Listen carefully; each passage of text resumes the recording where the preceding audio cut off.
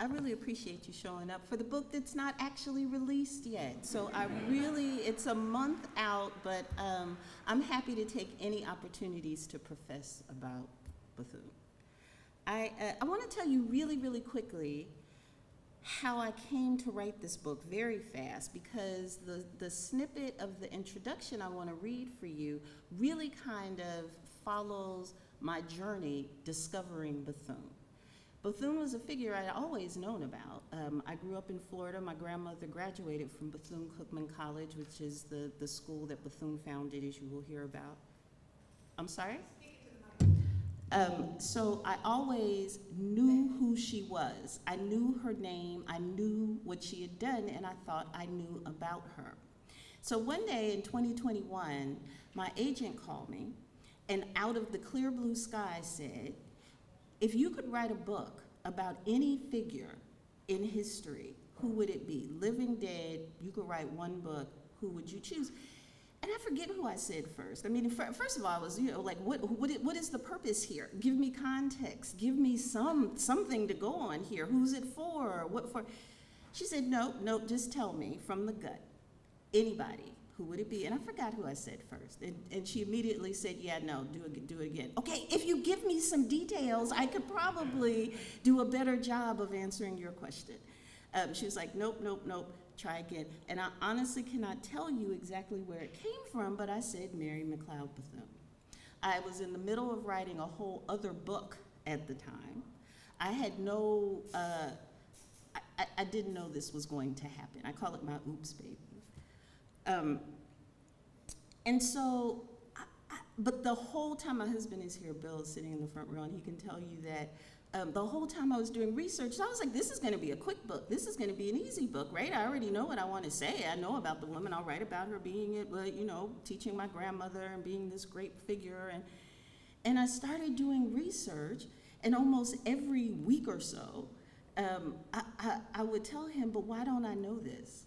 Why don't I, who write about this period of American history, who write about Black women in politics, who write about Black women organizers and Black women club movement. I mean, I published books about time periods and moments where she was central, and yet she was sort of a background character, a background figure for me. And I never foregrounded her. And so what this gave me the opportunity to do was find out some things I didn't know, and to shape what I did know into a particular kind of narrative. So like I said, I just want to read a little bit of the intro to you, which will give you a sense of what I found out when, and why she's a hero of mine.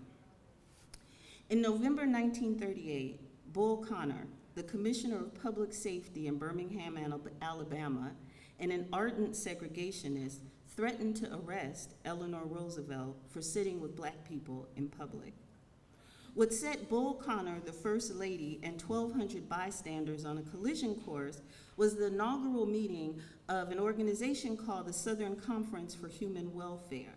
This was a group formed to discuss how Alabama and the rest of the South could reduce poverty, improve the equitable enforcement of civil and constitutional rights, make credit and banking more widely available across racial lines, improve public education, reform the sharecropping farm tenancy system, and embrace democracy by repealing the poll tax. For many who thought things in the South were fine as they were, with Black people disenfranchised, undereducated, and overtaxed, these goals were controversial and led to charges in the local press that the conference was a front for socialists and communist sympathizers. But more than fear about the group's political agenda, the cries of race mixing garnered the lion's share of public and media attention. Newspaper articles at the time reported that members of the city's Ku Klux Klan had found a woman who represented white women Democrats and was coming forward to do interviews to warn everyone that the gathering was actually a ruse to allow Black men and white women to engage in sex with one another. Sociologist and Fisk University president Charles Johnson reported that the attendees were, quote, a curiously mixed body, which included labor leaders and economists and farmers and sharecroppers, industrialists and social executives, government officials, civic leaders, ministers, politicians, students, and interested individuals. There was one thing they all had in common. They all knew that on the morning of the second day of the conference, Eleanor Roosevelt would be joining the proceedings. However, few were prepared for the sight that greeted them that morning. The entire Birmingham Police Department out in force at the conference center, with the exterior of the auditorium encircled by police cars, wagons, and motorcycles. And inside, policemen stood or leaned against every wall. Bull Connor grabbed a bullhorn and announced that anyone who, quote unquote, failed to segregate apart would face immediate arrest. The attendees immediately obeyed, sorting themselves with black people on one side of the auditorium and white people on the other. That's where things stood when Eleanor Roosevelt arrived with Mary McLeod Bethune by her side. Ignoring the police officers who tried to steer her to the white section, the First Lady joined Bethune on the black side of the room. A moment after they settled themselves, one of the policemen tapped Roosevelt on the shoulder and told her to move or face arrest. Instead of acquiescing, she produced a folding chair, placed it in the aisle between the white and black sections, and declared she would not move again, saying, "I refuse to be segregated." If you ever research Bethune's life, if you go looking for her in archives and oral histories, you will find that this recounting of Bethune and Eleanor Roosevelt arriving at the conference that day is an oft-told tale. I'd seen the story about Eleanor Roosevelt defying Bull Connor, risking arrest, and challenging Birmingham's racial segregation laws so often that I'd honestly started to skim the words when some aspect of the event was mentioned. I found articles about the altercation in both the black and white press. I saw it in archives and in transcripts of audio recordings of speeches and cited in biographical sources. Accounts always mention Eleanor Roosevelt, the First Lady of the United States, and only passingly mention Mary McLeod Bethune, who black people nonetheless at the time referred to as the First Lady of the struggle, or the First Lady of Black America. Sometimes Bethune is not mentioned at all. Roosevelt is always the focus, and Bethune's presence is something akin to smoke rising to signal a recently extinguished fire. She's present, seen, undeniably there, but understood as the result or aftermath of something more notable having taken place.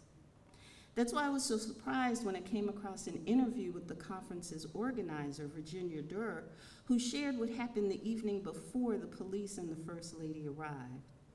Mrs. Bethune provoked an incident that set the conference attendees above simply by rising and saying her name. Durr described the impact on the first evening of the conference of attendees being able to sit wherever they please. She said, "It was thrilling, it was marvelous. The new day had come, the whole South was coming together to make a new day, and it was thrilling." She recalled, "The only thing I remember that happened particularly Sunday night was that Mrs. Louise Charlton, who had been one of the organizers, called on Mrs. Mary McLeod Bethune, and she called her Mary. She said, 'Mary, do you wish to come to the platform?' And Mrs. Bethune got up and she said, 'My name is Mrs. Bethune.' So Louise Charlton had to say, 'Mrs. Bethune, will you come to the platform?' Well, this sounds like a small thing now, but it was a big dividing line at the time. A Negro woman in Birmingham, Alabama called Mrs. Bethune at a public meeting. Oh my. When she stood and filled her lungs and exhaled the word Bethune in the alto tone and deliberate cadence that enthralled audiences, she announced that something new and distinct was possible, as clearly as if she had woven those exact words into sentences. She confirmed what all must surely have known, that erasing the color line involved more than where and with whom they sat, but included calling a black woman by the name to which she chose to answer. Mary, the name used to summon her to the podium, might have been any number of people. But at that time, in that moment, there was only one Mrs. Bethune. A Black woman born poor and raised in the Jim Crow South, who had spent at least a decade at that point also working with government officials and wealthy philanthropists up south in the North, she well knew that publicly correcting a white woman risked more than rebuke. She understood it could invite physical or economic harm. She also knew her name, however, and she had every reason to believe others knew it too. By the time Mrs. Bethune rose and made clear how she should be addressed, she had spent the past decade providing her expertise to 3 U.S. presidents. Her path to the seat at the National Public Policy table began in 1927 when Bethune attended a lunch attended by Eleanor Roosevelt, the wife of Franklin Delano Roosevelt, who a year later would be elected governor of New York. When the white women in attendance, unused to socializing with Black people, refused to be seated with Bethune, Roosevelt placed Bethune beside her and invited any who objected to the seating arrangements to feel free to leave. The two developed a close friendship and political partnership that lasted through Eleanor's moving into the governor's mansion and later becoming the First Lady. Roosevelt advocated for Bethune to become an advisor to presidents, and the first to knock on her door came in 1928 when Calvin Coolidge named her a delegate to a conference addressing child welfare in Washington, D.C. Again, she was the only Black person invited to take part. That opportunity led to others. A year later, in 1929, Herbert Hoover asked her to serve on the National Commission for Child Welfare. In that role, she helped to design national surveys on health conditions, infant mortality, and public health programs. The results led to the establishment of the short-lived Child Health Day, also programs to professionalize training for midwives, to the passage of child labor laws, and vaccination programs to eliminate smallpox and diphtheria. In 1936, President Franklin Delano Roosevelt appointed her to the National Youth Administration, an agency created as part of the Depression-era Works Progress Administration. NYA programs funneled federal Depression-era relief money, training programs, and employment opportunities to young people between the ages of 16 and 25. Bethune lobbied the agency so aggressively, so effectively, to attend to the needs of Black people who met the qualifications that she earned a full-time staff position in 1938. When she rose to speak at the Birmingham conference, it was as the director of the Division of Negro Affairs. In that role, she was the first Black person to ever head a federal division, and at the time was the highest paid Black person to have worked for the U.S. government.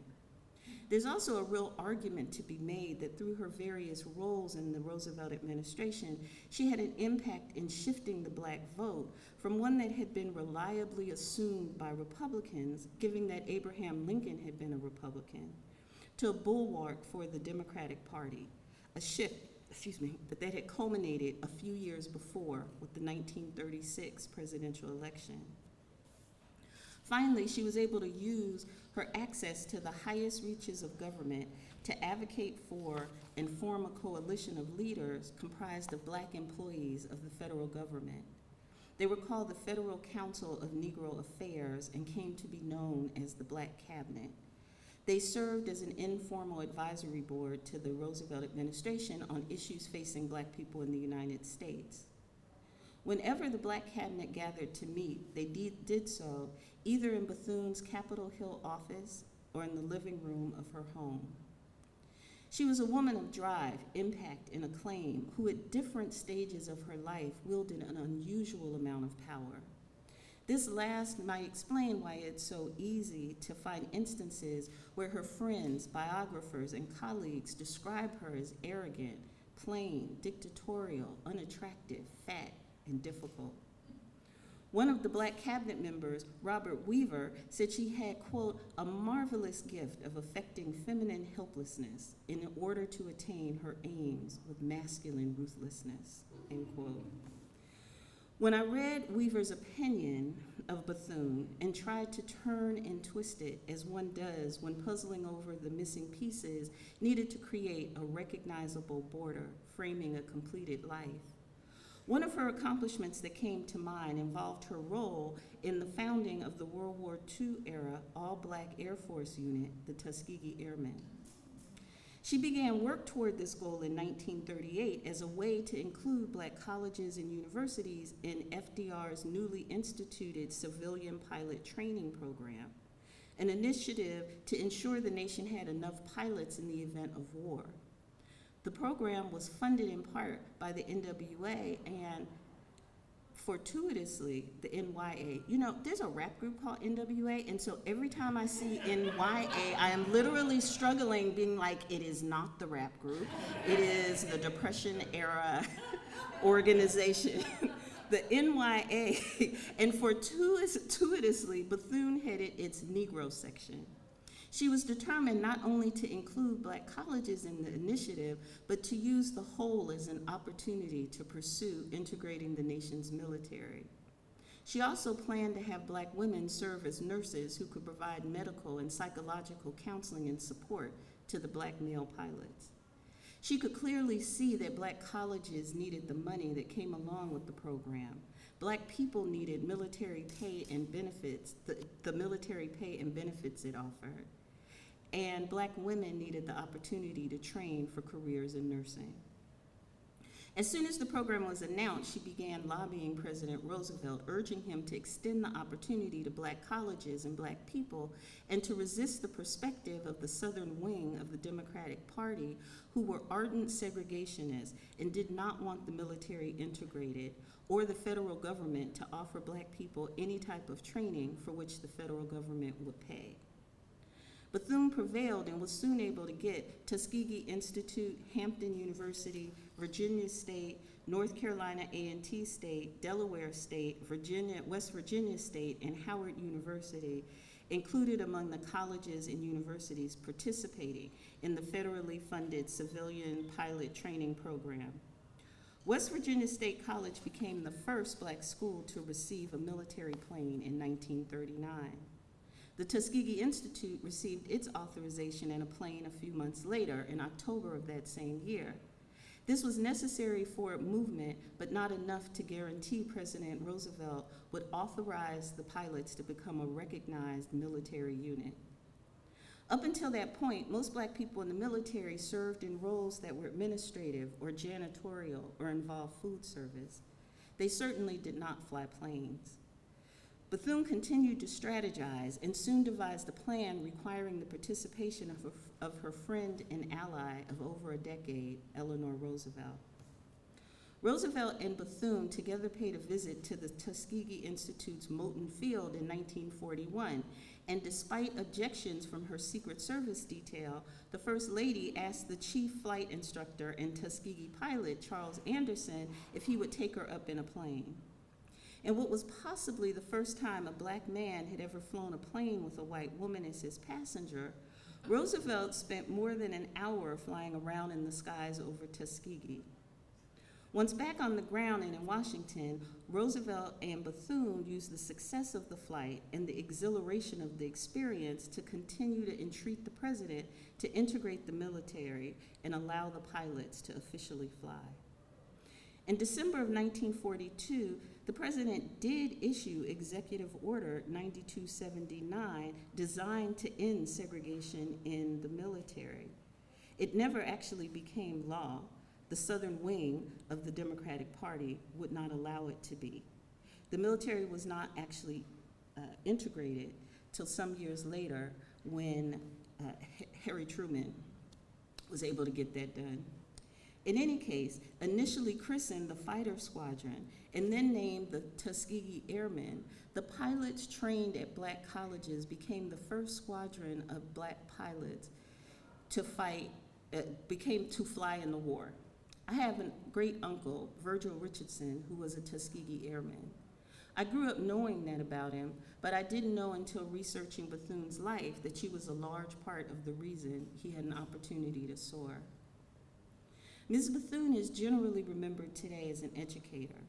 It's true she believed deeply in the power of education. She owed a large debt to how it shaped her life from the age of 12 when she became the first in her family to sit in the classroom. But education is just part of her story. She was a woman of first, the 15th of 17 children born to her parents in Maysville, South Carolina. She was the first in the family to be born free and not as enslaved property. She was the first Black woman to establish a historically Black college for Black girls in the eastern part of the United States. Bethune was also the first to found a hospital for Black people in the state of Florida. Her firsts are a song of Black survival and safety. Her life was a multi-part composition that climbed octaves and harmonized the individual, the cultural, the political, and the economic.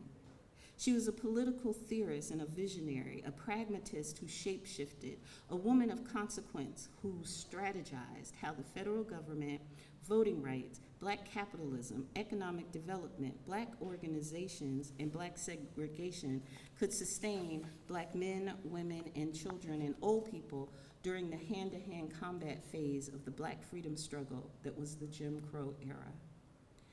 She was clear-sighted and truth-speaking about the evils of segregation and the South's desire for it.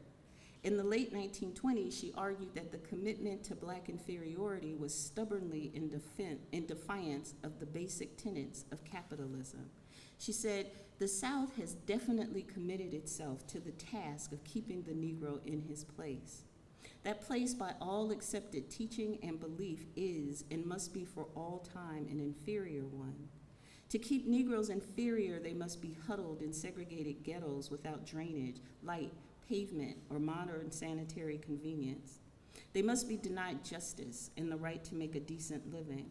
They must be insulted and bullied and mobbed, discriminated against in public places, and denied access to parks and recreation centers.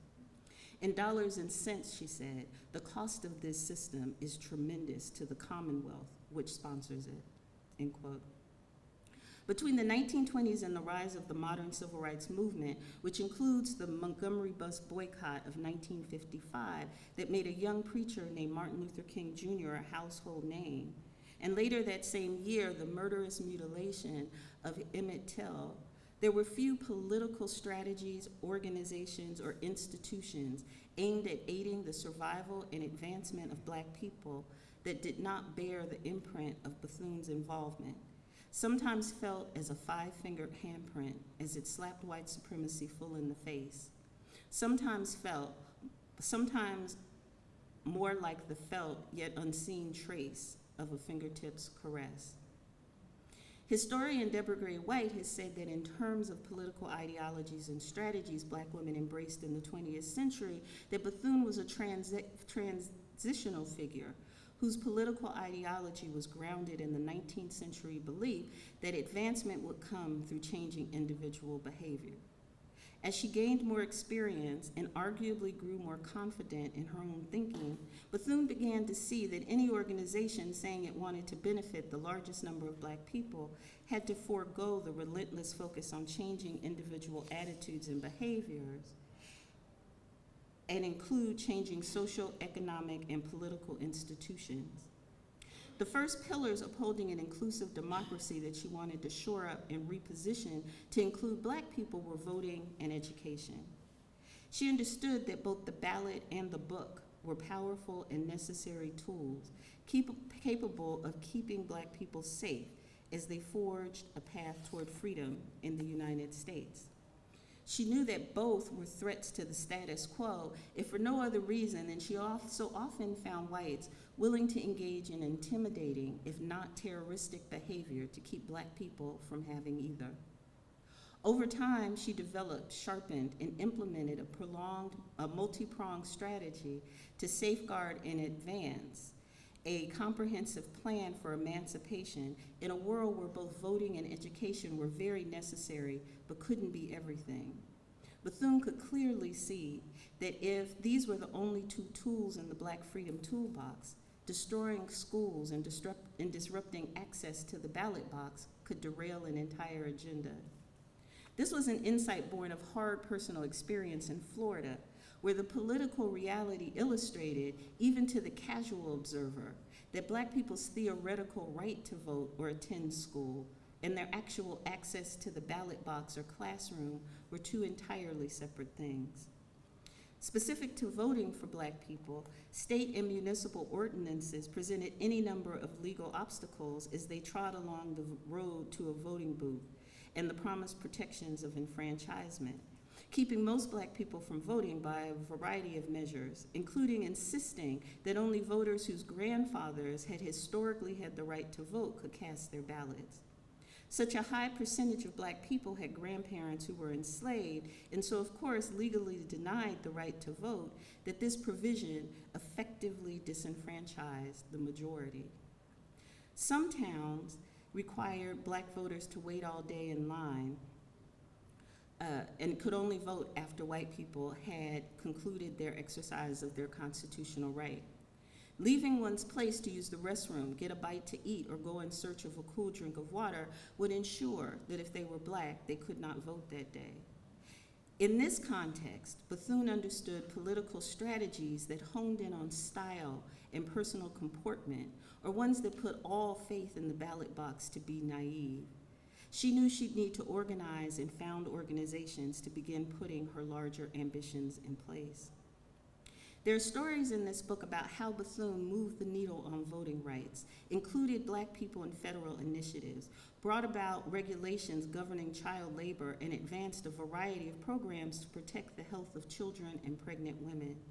She expanded educational opportunities for Black people, lobbied for the inclusion of Black people in the military, conjured the idea of the Tuskegee Airmen, and then endeavored to make them a reality. She served as president, vice president, or founder in a variety of civil rights and mutual aid organizations, including the National Association for the Advancement of Colored People, the Urban League, the Association for the Study of Afro-American Life and History, the United Negro College Fund, the National Association of Colored Women's Clubs, and the National Council of Negro Women. Her tools were her voice, her courage, her faith, her intellect, and her ability to inspire others to join her in keeping their eyes upturned toward a distant horizon where democratic peaks would one day come into view. These qualities help explain what rooted her, her students, and the faculty of her Daytona Girls' School in place when the Ku Klux Klan showed up, torches blazing, hoods affixed firmly on heads to intimidate them. The standoff occurred in 1920, in the months following the passage of the 19th Amendment giving women the right to vote. In the run-up to the first election following its passage, Bethune went door to door, organizing the community and raising donations to pay the poll tax for Black voters. This tax was controversial but legal and used to suppress Black voting, since many Black people did not have an extra dollar with which to part. Bethune would tell those hesitant about paying to vote or about threats from the Klan, quote, "Eat your bread without butter if you must, but pay your poll tax. Nobody ever told me to pay my poll tax. My dollar is always there on time. Don't be afraid of the Klan. Quit running. Hold your head up high. Look every man straight in the eye and make no apology to anyone because of race or color. When you see a burning cross, remember the Son of God who bore the heaviest," end quote. Another barrier to voting in Florida and elsewhere was literacy tests. Election officials demanded that Black people read aloud from materials such as the Constitution of the United States to vote. In response to officials putting this law in the books, Bethune began to conduct night classes to teach reading for free to any who wished to learn. These classes, obviously aimed at expanding voting access, attracted negative attention from members of the white community who did not believe Black people should be allowed to vote and were not particularly enthusiastic about their learning how to read. One evening, representatives of the Ku Klux Klan sent word that if she didn't stop what she was doing, teaching reading and baking pies and cakes to raise money to pay community poll taxes, that they would come to her Daytona School for Girls and burn it to the ground. They said they might not stop with buildings, but might also harm her or her students. The night of their promised arrival, Klan members contacted sympathetic city officials and asked them to turn off all the streetlights in the entire town of Daytona. They asked them to do it just as night fell. In the deepening dusk, 80 or so Klan members rode on horseback through the streets in full white supremacist regalia. The only illumination visible to riders or watchers was the orange-tinted flicker of their burning torches. The only sound to be heard, the beat of hooves coming near. While city officials had extinguished light in town, on campus where she was in town, Bethune fought the dark with light. As the Klan caravan approached, she instructed the staff to turn on every light on the school grounds and in all the school buildings. When the Klan entered the gates of the school, they found it illuminated and could well see Bethune standing straight as she faced them. Secreted out of view were a number of black men from the community who had armed themselves and were prepared to do bloody battle to defend the school, the students, and Bethune. But Klan members couldn't see them. What they did see was their group of 80, dwarfed by the 150 students, staff, and teachers who stood beside Bethune, singing to one another not to be afraid because, quote, God will take care of you. Whether it was the unexpected presence of light on campus, the Lord, the numbers of women and girls standing, singing, afraid but committed to their right to be, there was no violence that night. The white supremacists merely rode in one gate of the school and out the other. They never even slowed down. Thank you.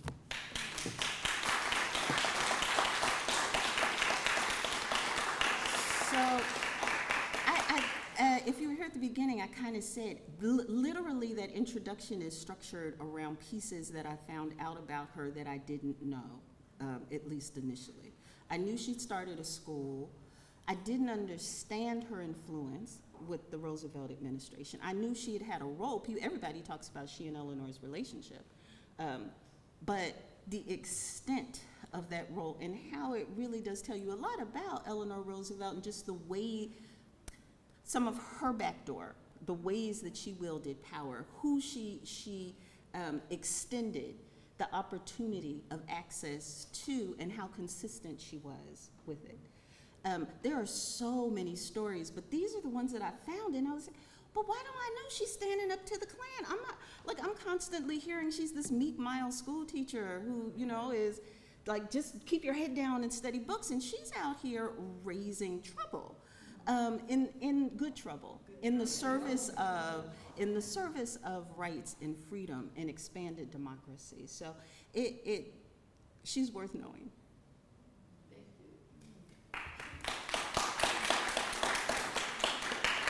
Okay, so if you ask a question, I'm going to repeat it and then answer it.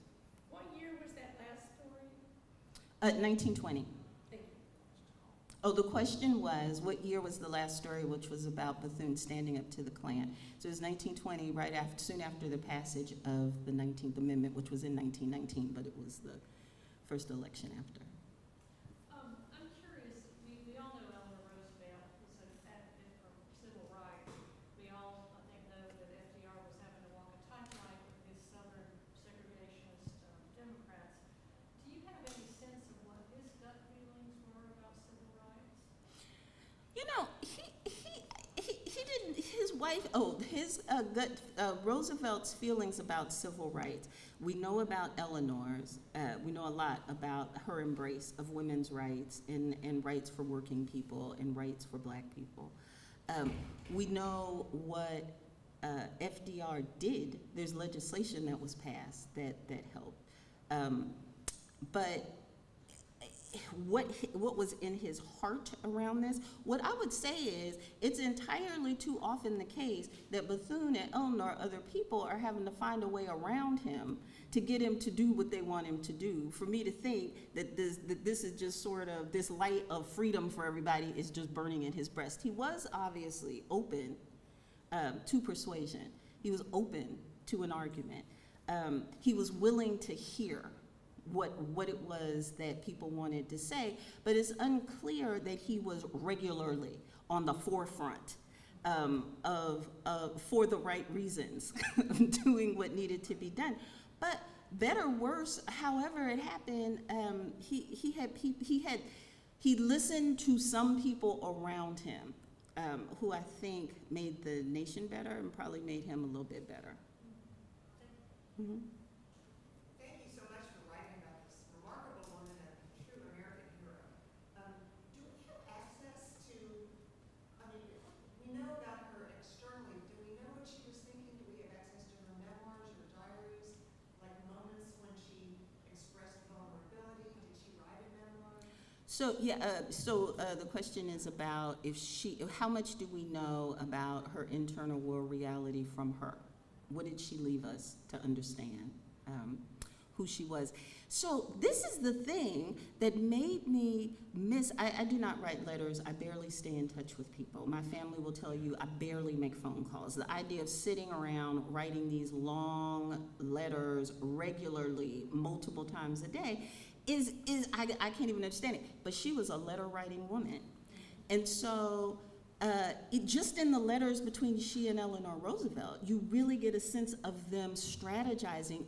And while Bethune's archives are not in the best of shape, Roosevelt's archives are in great shape. So you can often find her through people she interacted with, up through the period of time that she was helping to think about founding the United Nations and started taking her perspective more global and is working with women's groups in India and other places around the world. They're all writing, and so you can see it. But I end the book with her stint for a period of time. She's a part of the Moral Rearmament Association, which is almost cult-like. Like, I find it a fascinating thing. But one of the and what they advocated for was peace. Their whole thing was it's not about nothing else matters but peace and moral kind of responsibility for your internal organizing that will bring about peace. The whole point was peace. And so for the last 5 years of her life, she was very active in this. And one of the things, this is what makes them a little cult-like, you had to stand up regularly and profess your failings publicly to the group. You had to talk about, as you look back over your life, what about your life was not in line with the teaching that they were now trying to get people to embrace different kinds of freedoms that had to do with reorganizing your internal reality. And so from that 5-year period, the letters that she started writing and the minutes from the meetings of this organization, there are all of these extraordinary insights into what she thought about her life. She was sorry for the kind of mother she had been. She said she had done amazing things in the world, and it always seemed like there were so many people who could be benefited if she kept her school open and kept it running, kept it going forward, if she helped presidents shape policy. There were just always opportunities and always something, and she always thought it was right. But as she looked back on her life, as she's standing up and talking to rooms full of people in Switzerland, she's saying, I don't think I got that right. And I'm not sure if I would do that again. And she talked about how the things about her son that she really disliked, that she felt he was an embarrassment to the family, was not keeping the Bethune name going. She was like, really, I think you could not have been anything other than what I made you by my lack of attention.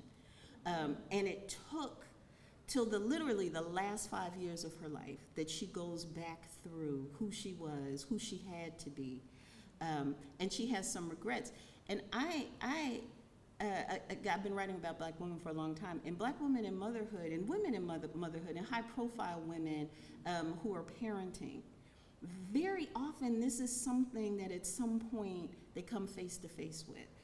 I have a reputation. I have money. I have all of these things, and I may not like my kid, but I may not know my kid. But I may not have done the best job raising my kid. And so that's where I end the book, just talking about that as a kind of humanity, but mostly how you find her is through letters she wrote with other people. You can trace it. Yeah, there are other members of the new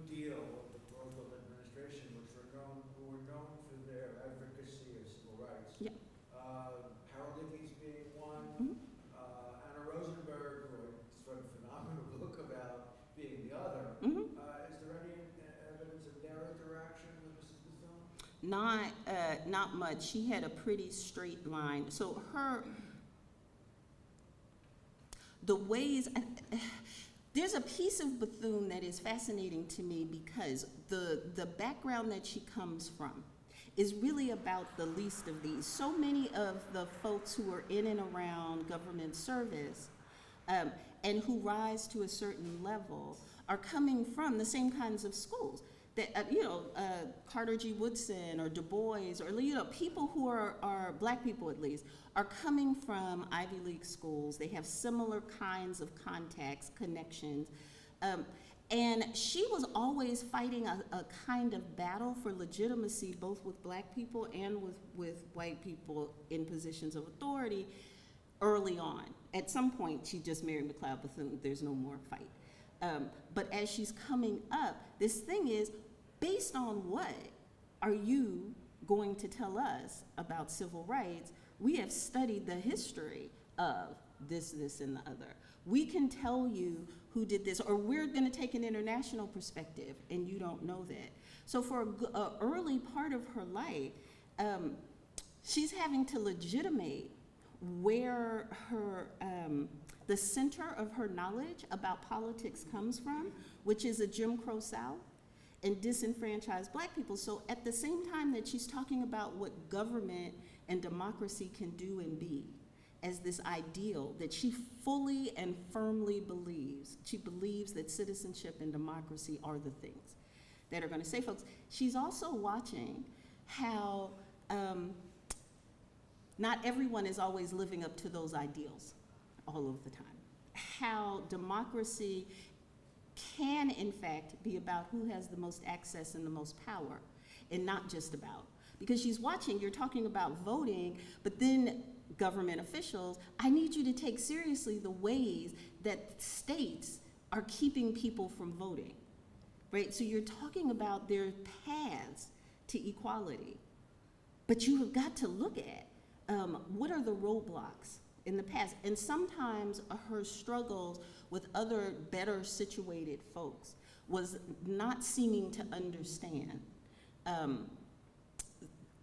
that kind of complexity. So I haven't seen anything about her working with other folks who were engaged in reforming democracy, or like the Rosenbergs.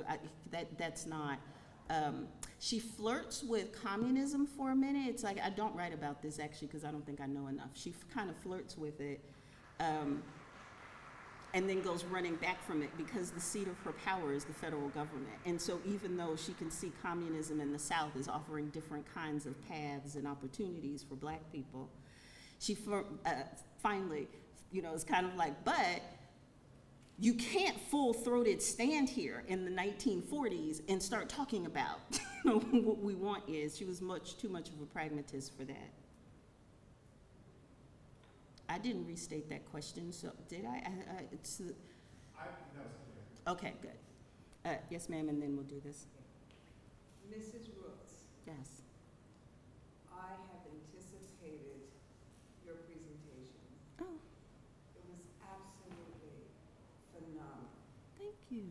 moving, emotional. From this perspective, my father's family was born in Alabama, grew up there. My mother's family from Florida. Ha. I was born in Florida. My grandmother was a sharecropper. Mm-hmm. My parents and my grandparents and their family were migrant workers, and those of us who know where Fishkill is, all of that area down there, Blodgett Farms, migrant workers. Mm-hmm. I was in the nursery on Blodgett Farm. Because I grew up in New York, and it's very important to know family, I would spend all of my summers in Florida, and once in a while we would go to Alabama. that was a totally different experience. I wish that this room had been filled today, because not only Black people, but all people really need to know this story, which makes one appreciative of their heritage. Two, and one more thing. My grandmother being a sharecropper, my father serving in the military, his hometown heroes is at our entrance of our road that goes to our house. There are only 2 Blacks out of World War II, and I'm sure you know this, who received the benefits of the GI Bill. So we didn't have that opportunity for education. We didn't have that opportunity to buy land and to buy houses. But on our property, my grandmother cleaned the bathrooms at Highland Hospital years ago, purchased that land, and we have as a memorial Ida Phillips Way, which is a street sign. I know what I'm going to buy my grandchildren for Christmas. I'm going to buy each of them a book. Your book. I'm telling you, so moving. Everybody takes things from a different perspective, and I was just eating it raw Thank today. you. Thank you. It was absolutely Oh my God, I'm gonna be incredible. emotional. I'm not ugly crying about 5 seconds. Thank you. What part of Florida are you from? Deerfield Beach, I don't know. Fort Lauderdale, Oh, okay, the Um, south. the South. Yeah. We're all over. Mm-hmm. Okay. So one of the things about this book is I don't think, did I say I was from Florida? Did I tell you I'm from Florida? I did. Yeah, Florida gets lumped in with the South in some ways, and it is absolutely Southern. Absolutely. There is no universe within which it is not recognizable as Southern history. But it's also recognizable as Caribbean history. That's a whole other thing, right? Like there's a whole other way that you can see it. But the history of what happened in Florida specifically, because of Disneyland and Miami Beach, people are like, they resolved all the problems because the majority of people who go are going to Disneyland and Miami Beach. They've resolved all the problems, everything's fine. It's like a fun land or what. And when you start to pull back that history of what it meant, it's one of the reasons that I find Bethune so amazing, that she did what she did in Florida. Florida it was unreconstructed. Florida didn't have a Edmund Pettus Bridge.